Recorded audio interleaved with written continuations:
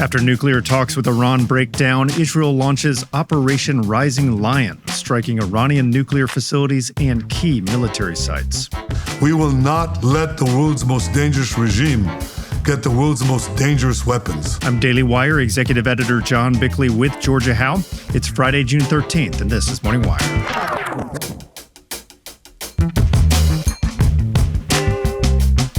The FBI zeroes in on the groups bankrolling the nationwide anti-ICE violence. It appears they're well orchestrated and coordinated and well funded. And sanctuary state governors face tough questions on Capitol Hill. Do you know who Raymond Rojas Basilio is? I just want to say this. These crimes are horrific. Because of your sanctuary state policies. Thanks for waking up with Morning Wire. Stay tuned. We have the news you need to know. Hey guys, producer Brandon here. Balanced Nature fruits and veggies provide a convenient way to get your daily whole fruits and vegetables. Using a special freeze-drying process, they transform fresh produce into easy-to-take capsules that you can bring anywhere. While not replacing a healthy diet, Balanced Nature works alongside your other healthy habits to support your wellness journey. I take these capsules whenever I'm traveling to ensure I get my daily fruits and veggies. Head to balanceofnature.com and use promo code WIRE for 35% off your first order as a preferred customer, plus get a free bottle of fiber and spice. That's balanceofnature.com, promo code WIRE. Israel bombed Tehran early Friday morning local time, targeting Iran's nuclear facilities, ballistic missile stockpiles, and other key military sites. The move comes after the Trump administration ordered non-essential personnel out of the Middle East and amid growing tensions with the Iranian regime. Joining us to discuss is Daily Wire reporter Tim Pierce. Hey, Tim, so we knew something was probably in the works here after these nuclear talks broke down. We now have Operation Rising Lion. What do we know so far? As you mentioned, this was not totally unexpected. There were signals all week that a strike might be in the works. President Trump has been working to hammer out a deal that would prevent Iran from having any nuclear weapons capacity.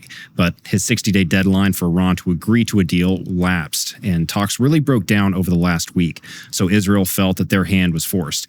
Israeli Prime Minister Benjamin Netanyahu issued a global address soon after what he called Operation Rising Lion began, and he explained the rationale for the strikes. For decades, the tyrants of Tehran have brazenly, openly called for Israel's destruction. They've backed up their genocidal rhetoric with a program to develop nuclear weapons. In recent years, Iran has produced enough highly enriched uranium for 9 atom bombs. 9. In recent months, Iran has taken steps that it has never taken before, steps to weaponize this enriched uranium. And if not stopped, Iran could produce a nuclear weapon in a very short time. It could be a year, it could be within a few months, less than a year. This is a clear and present danger to Israel's very survival. Netanyahu also detailed what Israel targeted in its first night of bombings. We struck at the heart of Iran's nuclear enrichment program. We struck at the heart of Iran's nuclear weaponization program. We targeted Iran's main enrichment facility in Natanz. We targeted Iran's leading nuclear scientists working on the Iranian bomb. We also struck at the heart of Iran's ballistic missile program. Now, the Prime Minister listed some of the key targets there. What and who do we know were hit so far? Yeah, a New York Times graphic showed at least half a dozen locations across Iran where explosions were seen. Reports say bombs hit around Tabriz in Iran's north, close to where a nuclear facility and 2 military bases are located. And residents in Tehran reported Israeli fighter jets overhead. Iranian state media also reported that the head of Iran's Revolutionary Guard and 2 of its top nuclear scientists were killed in the strikes. And Israel says this operation is just beginning. The Israeli military said it plans to continue this attack for days more. All right, so this will be a multi-day campaign, but already some key targets taken out. Right, and it's important to note that Israel appears very much united in this operation. We spoke with the human rights attorney Arsen Ostrovsky, the CEO of the International Legal Forum, who's on the ground there in Tel Aviv. He said the Israeli people are fully behind these strikes, and that they view them not as an act of aggression, but of self-defense. Iran presents, first and foremost, a direct and existential threat to the state of Israel, but it's also a very real threat to the United States, to American forces, to shipping, to regional stability as well. So what Israel is doing is not only defending ourselves as any sovereign nation would, but I believe is also defending the interests of the West and the United States as well. Now, what are we hearing so far from the Trump administration? Well, we've seen all along consistent support from Trump for Israel's operations against Iran and its terror proxies. Secretary of State Marco Rubio put out a statement last night that emphasized that the U.S. was not involved in these strikes. He also seemed to warn Iran against any attacks on, quote, U.S. interests or personnel. We've also seen some statements of solidarity from top Republicans as well as Democrats. Speaker Johnson, for instance, endorsed the attack in a post with an Israeli flag. Right. Well, Israel appears to have hit their main ballistic missile sites. Tim, thanks so much for reporting. Thanks for having me on. This episode is brought to you by Pockethose, the world's #1 expandable hose. If you've ever struggled with traditional garden hoses that constantly kink and crease right at the spigot connection, you'll appreciate the innovative design of the Pockethose Copperhead with Pocket Pivot. This clever swivel mechanism rotates a full 360 degrees, ensuring uninterrupted water flow and giving you complete freedom to move around your entire property without fighting against stubborn hose tangles. Whether you're watering flower beds on one side of your house or reaching planters around the back, the smooth pivot action makes watering effortless and enjoyable. When your gardening tasks are complete, this remarkable hose offers yet another surprise. It automatically shrinks back down to a compact, pocket-sized coil that's incredibly easy to handle and store away neatly. The brand new Pockethose Copperhead with Pocket Pivot is a total game changer for you and your yard. For a limited time, our listeners can get a free Pocket Pivot and their 10-pattern sprayer with the purchase of any size Copperhead hose. Just text MORNINGWIRE to 64,000. Again, that's MORNINGWIRE to 64,000 for your 2 free gifts with purchase. MORNINGWIRE to 64,000. Message and data rates may apply. See terms for details. As the riots in Los Angeles have escalated with the deployment of military forces, focus has turned to the groups organizing these violent protests, especially Indivisible, an activist organization funded by George Soros. Daily Wire culture reporter Megan Basham joins us now with more. Hey, Megan. So before we get to the funding question, let's start with the latest. What's happening on the ground now? Well, the situation has certainly escalated, John. There is a curfew now in effect. As Cabot reported this week, National Guard troops have been deployed to disperse the protests so that ICE can do the work that they need to do. The burning cars, the traffic shutdowns while waving Mexican flags, the looting of stores, including, major retailers like Apple, all of that is still continuing. California Governor Gavin Newsom, in the meanwhile, is opposing deployment, and he has sued to keep Trump from using federal troops. But California Congressman Kevin Kiley told Newsmax that Newsom is more worried about politics than the safety and peace of his constituents. He views the emergency here, the clear and present emergency, is not the looters, not the rioters posing a threat to life and property, but rather the dedicated National Guardsmen who are there to get the rioting and the looting under control and to try to keep the peace. Now, there's been a lot of online chatter about this No Kings protest plan for cities around the country on Saturday. I've seen allegations that groups funding that are also funding the LA riots. What can you tell us about that? Yeah, John, I spent a couple of days looking into who is funding these groups. And what I can tell you is that they have some very deep pockets behind them. So Neville Singham, a tech billionaire living in Shanghai, is a key figure here. He's been described as a financier of pro-Chinese Communist Party propaganda. And he allegedly funneled over $20 million into radical groups linked to these riots and to the anti-Israel protests. Another key group here is Indivisible. They are openly acknowledging their involvement, and it's noteworthy that this is the same group that was behind some of those Tesla protests. They've received some $9 million in funding from George Soros' foundation. They've also received funding from Democratic fundraising platform Act Blue. And then, just for fun, for a little bit of Hollywood glamour, the Barbra Streisand Foundation has also been supporting Indivisible. Authorities are now starting to arrest some of these leaders who are facilitating the riots. Just one example, U.S. Attorney Bill Asaley told Fox that the FBI arrested a man passing out bionic shield face masks to L.A. rioters. He said that this is part of an orchestrated effort, that it is not organic. We have made it a huge priority to try to identify, locate, and arrest those who are involved in organizing, supporting, funding, or facilitating these riots that they're going on. It appears they're well orchestrated and coordinated and well funded.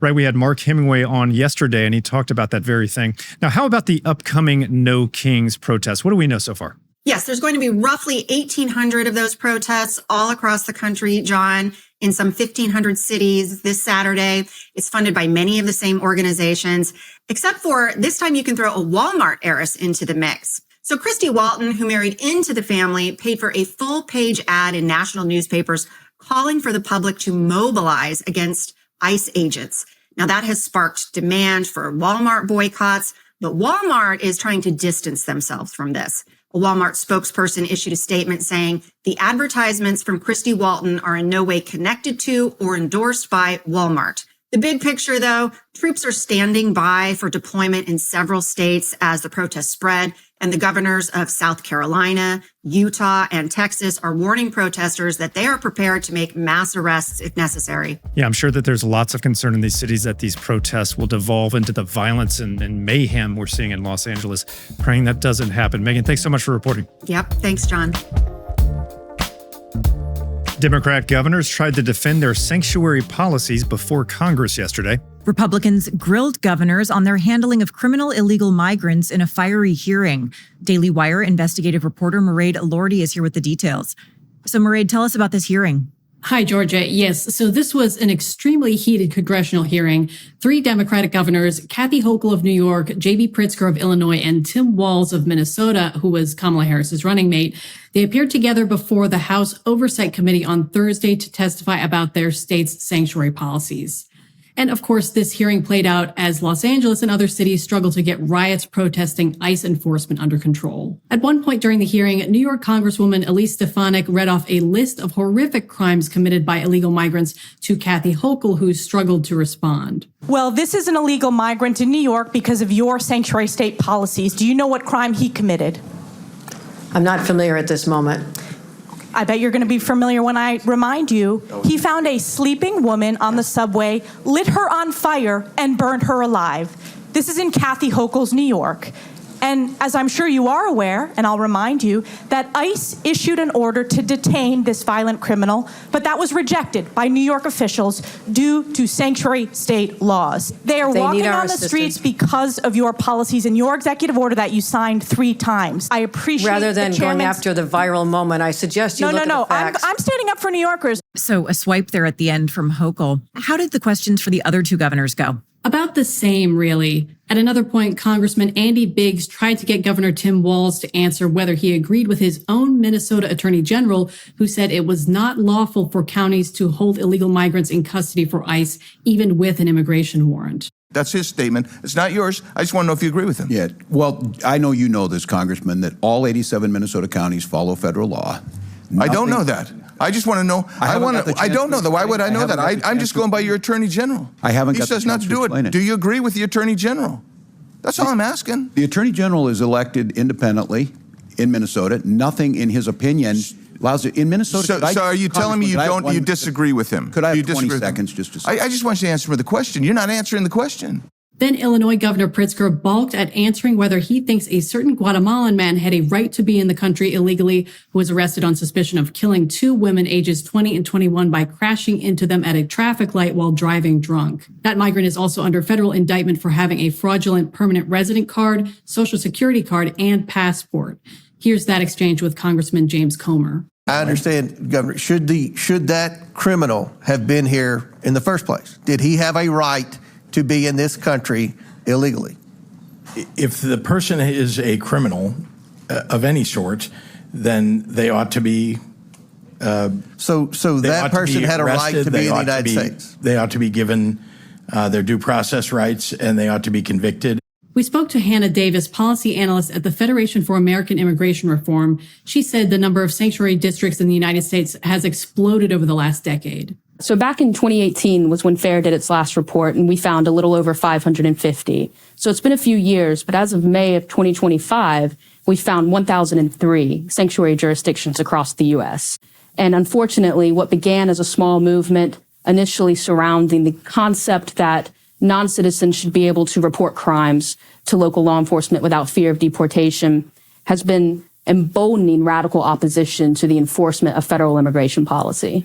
And again, the national conversation around sanctuary policies is happening as police try to get the Los Angeles riots against ICE under control. Right, and those riots are now spreading to more cities. Mairead, thanks for reporting. Thanks, Georgia. And a quick programming note, Afternoon Update is back. Look for Evening Wire in your podcast feeds on weekdays at 5 p.m. Eastern Time. Thanks for waking up with us. And if you're watching on YouTube, like and subscribe. We'll be back this evening with more news you need to know. If you run a small business, you know there's nothing small about it. Even the smallest decisions can feel massive. That's where Shopify comes in. Shopify is the e-commerce platform behind millions of businesses around the world, from household names to brands that are just getting started. You can tackle all the important tasks all in one place, from inventory to payments to analytics and more. Even marketing becomes a breeze thanks to their built-in tools for running social media and email campaigns, helping you find new customers and keep them coming back.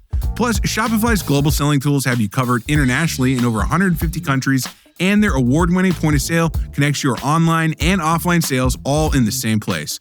With an impressive 99.99 uptime and the highest converting checkout experience on the planet, you'll never miss another sale. That's the Shopify advantage. Get all the big stuff for your small business right with Shopify. Sign up for your $1 per month trial period and start selling today at shopify.com/morningwire. Head over to shopify.com/morningwire. Again, that's shopify.com/morningwire.